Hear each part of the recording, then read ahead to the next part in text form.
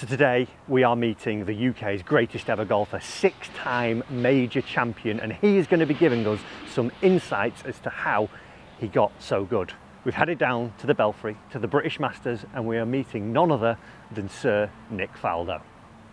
So Sir Nick, we're going to ask you a tip about trying to create a consistent strike. What are your beliefs to creating consistent strikes with your irons? Well, big time now as I move on in life. So what are we trying to do? We're trying to get from a good address position, aren't we? And then we're trying to get back to impact. Yeah. And generally, you know, the club golfer will try and activate different parts of their body. Yeah. Because they think, well, I need a bit more strength, and it wrecks the consistency. Because you know, if I start from here address, yeah, I'm trying to obviously move it backwards and forward, but I want to come back to here. Yeah. We'll get from there to there. I don't want to be here, because that's what a lot of people do. They thrust their hips at it, they get it there. So look what's happened to the shaft. Yeah, standing up a bit more. Oh, way more, you know. Or what else they do? Obviously they come over the, you know, they whip it inside and all sorts of things. So, hey, one of the things I wanted to talk about quickly is that moving the club away. Okay. So there's two, I think there's two major ones. Yeah. One is the body goes and then the club gets lagged. Yeah. We know, yeah, and then obviously then you throw it because the arms take over. Yes. And the other one is, of course, the body stays completely static and you give it that. Okay. So, you know, I hit balls, and so for two of those, one when the body wants to keep going, very simple drill was just start from about a foot behind the ball and then move your body and club. Okay. Because there's nothing worse than this drag. Yeah. You can get this at any level. You know, even the good guys, you stand up and you get a bit nervous and the body just goes and this is not in sync. Yeah. And you want this beautiful sync to get you just to here. That's all you're trying to get. So, hey, for a bit of fun, I was starting here. Yeah. Then turn the body club, kind of go together. Clip it off a bit. So much easier. They react better. So maybe try that. Start with the club somewhere off your right turn, and then turn your body and club.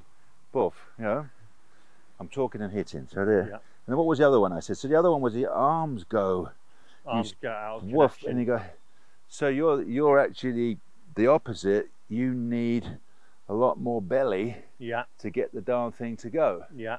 So that's another really simple drill, is to have that image of you've got to get, this has got to control the golf swing. Yeah. Rather than this. Yeah. To actually think, or even the hip, anything. But we'll add another cool drill.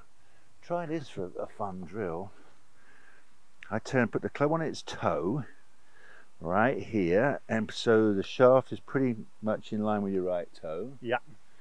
All right, and then you start from there, lift your left heel off the ground. So now all your weight's over here. It's got to be, isn't it? Yeah. Now feel what a backswing feels like. Yeah. Wow. Yeah. In the first time in your life, you suddenly see that what that right knee's got to do. Yeah. Rather than doing that. Yeah, tilting out in front of it. So that's a really cool, simple little thing. Try that for me and give me some feedback whether you like, because that's all you're doing. Yeah. And take your thumb and point your thumb at a flag. Yeah. Don't think about anything else. That's all I'm trying to do. So obviously if it's over here, or if you can see the club. Yeah. If you can actually see the club head, that's fine. Yeah. It has to be online, doesn't it? Yeah. And it's not going to be over there. Yeah. And if you can't see it, it's too much over there. So, but the first move bit from there to there, say. How good is that right leg? That is so important. And then do 20 of them. Yeah. That will get some blood in your leg. It does. Get it working. It does. You need that. So I feel that if you do those sort of things, so a lovely little simple drill. Imagine you got a rubber band. Yeah. From your left hand to your left heel. Just for you to get you started.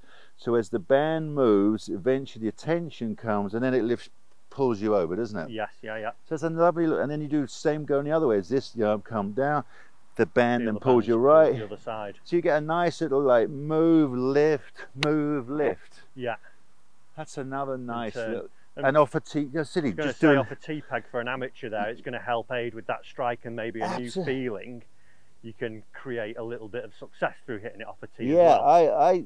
I do it to warm up. Why not? Yeah. Because you don't. Because if you miss hit the first half a dozen, you're like you're already concentrating on that, and you want to be so to give yourself a chance, and you'll feel it if you do it really nicely. Off you go. Oh, there you go. Look, sweet as a nut. Sweet as a nut. So you know, the bottom line is a lot of things, but that will help you because get it moving. Got to get it moving so you come back to the same place. Very difficult game, as I said. If you do the lag and do this, then the body is going to be different. Or you've gone back with the arms, so then you give it the legs. And the club plane never comes back to the same place. So that's how that's how I got consistent. So basically, the body is doing a really good rotation. Turn. And I love that even as a drill as you're doing there with the club across I used to the do arms. that and all the time. That was my drill. In the mirror at home, or Jack did this. And so look at the feet. And because I'm a tall guy. Again, it helps you. If your body's moving well, you can put your attention in different places. So my shoulders really worked for me because this worked well. And then I could do a lot of things with the shoulders. So if the shoulders go down, you know, then I'm going to hit a certain shot. I can hit it low. With it. Again, you can play with the shoulders. If the shoulders then work up, do a little bit of different. Puts the club in a little different position, which helps you get another different release. So I was very much shoulders. They controlled it for me. So being in control of the body, I would, from everything I'm taking from this, is probably a massive part of how you've hit many great irons over the years. Instead of loads of moving parts, get everything working as one, working together. And you've got to find something that repeats. That's the most important. Another really simple tip is keep your butt pointing that way. Same thing, because if your butt stays there, look, I've kept all these angles. As soon as your butt moves, all my angles are changed. So that's why that with the shoulders against the wall. So I think you mishit it because you just cannot find a way physically to return to a dress position in a way. Brilliant. That's I like that. And just on another note, just with the irons, if we wanted to maybe hit a high or a low one, would that be maybe just controlling the body again? There's a couple of ways that I quite like. Because we're all different, aren't we? One is you can take your 7-iron and go hit a 7-iron. Now say, when I get to impact, I'm going to turn it into a 6. So obviously I've got to de-loft it and I've got to look down there. I've taken the club's 4 degrees off it. So how do I do that? Just think about it. Well, I've got to get the body out the way. The hands have got to be leading. All sorts of things. But you can either just simply go, well, there's a 7, and I'll turn it into a 6. Wow, look at that. Right. So that's one. I do the opposite. Take a 7, and then obviously to turn it into an 8, I've got to hang back and a completely different position, isn't it? So that is fun because you get on a par 3, and it's not robotic, is it? Well, you get on, especially you get on a par 3, and you never get the right yardage. It's like, oh, she's a bit further than my 7-iron. Or just turn it into a 6 and just flight it a hair lower. Or it's pins on the front, and you go, oh, this hole's always a 7. Well, just do this. I mean, so or the other. So that's one way. The other one, of course, if you want to hit it low, the right shoulder's got to be high. So you can. That's a lovely feeling, especially into the wind. Keep your right shoulder high, and then it's going to, then you're going to get that. Bit of the opposite for a higher one. Feel that right shoulder high underneath one a little bit more. The best tip for a high one is when you're on the golf course, throw a ball behind a tree. You know, when a tree's 40 yards in front, and now it makes you think, well, what have I got to do? Oh my God, I've got to fly it over that, up over the top of the tree. So set up and think, well, I've got to go that way. Would this be something when you played as a kid at Welwyn Garden City and Brocket Hall as well, wasn't it? I was with Welwyn Garden man. A lot of time spent out doing things like this, where it was not just on the range hitting ball after ball. It was go and find a scenario and how do I get out of it. Well, I only had my range at Welwyn Garden was literally half a club. From my famous pine tree to the green, it was only about 160 yards. And you could use 3 irons to wedge. And when I got you know, to entertain myself for hours, I actually could hit slow motion 2 irons and flight this thing, and I learned all, and I was always hitting to a target. That's another very important thing, rather than just whacking them into a range.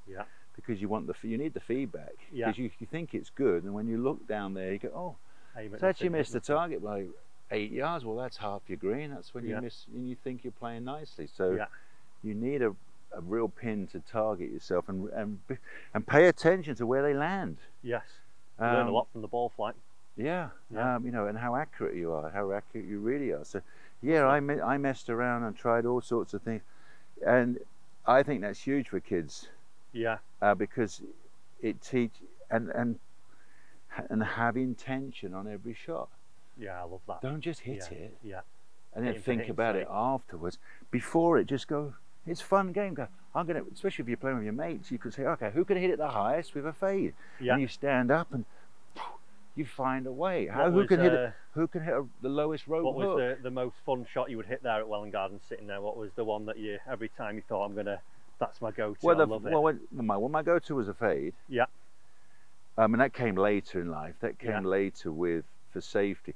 I also think there's an ability, there's a trust ability, you know, whether you trust how much you can rotate your arms. You know, because you know, some guys from my year, like Ernie Els, could go whoosh like this, and I thought, well, I'll copy that. And then you're like, I'm scared when under pressure. What's happening to my arms here? But I wasn't scared going this way. I knew exactly that if I went here with the heel of the club in the ball first, and then hang on to it like that, I felt I could control it. I knew I was controlling. You never want to feel that the club face. It's another thing, great lesson from, you know, you do all of that, and then do not forget this. Don't forget the club face. My dad's a coach, and his famous saying is always fix the face first. Like you've got the ball. You've still got, and again, it's a fun way to practice.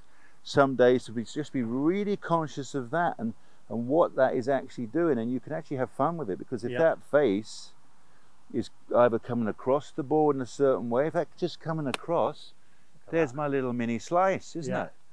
And if I wasn't even thinking of it back here, and if I want it to go the other way, the face has got to be going this way.